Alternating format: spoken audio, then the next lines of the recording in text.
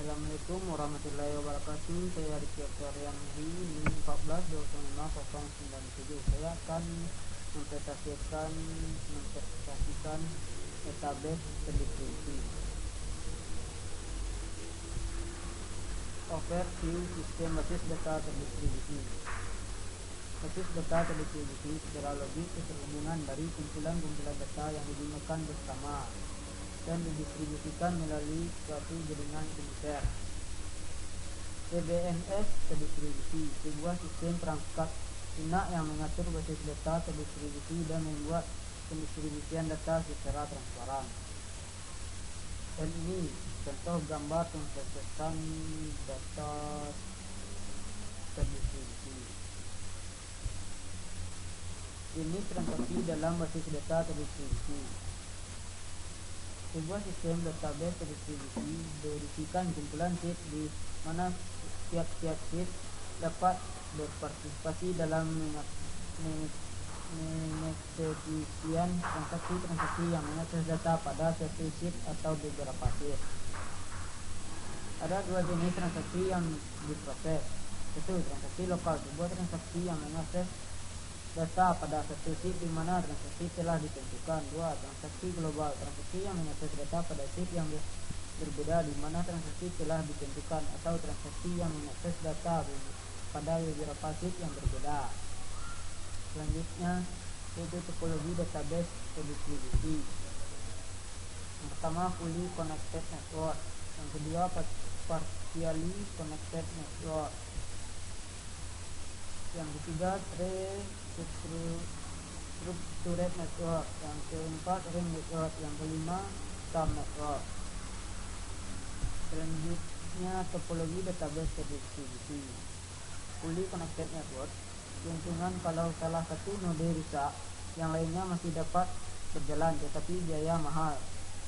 Kerugian, contoh manajemen tidak terjamin. Partially connected network, keuntungan reliability rendah, biaya dapat ditekan. Kerugian, kontrol manajemen tidak terjamin. Structured network, keuntungan bersifat sentral, contoh manajemen lebih terjamin. Kerugian, kalau node pusat A rusak, semua akan rusak. Catatan, setiap proses dimulai dari bawah. Selanjutnya, topologi database terdistribusi. Ring network atau LAN, keuntungan rusak satu, yang lain masih berjalan. Kerugian, contoh manajemen kurang terjamin karena bersifat desentralisasi. Star network atau LAN, keuntungan contoh manajemen lebih terjamin karena bersifat sentral. Reliability rendah. Kerugian, kalau pusat rusak, yang lainnya rusak. Dan selanjutnya kehitungan basis data terdistribusi.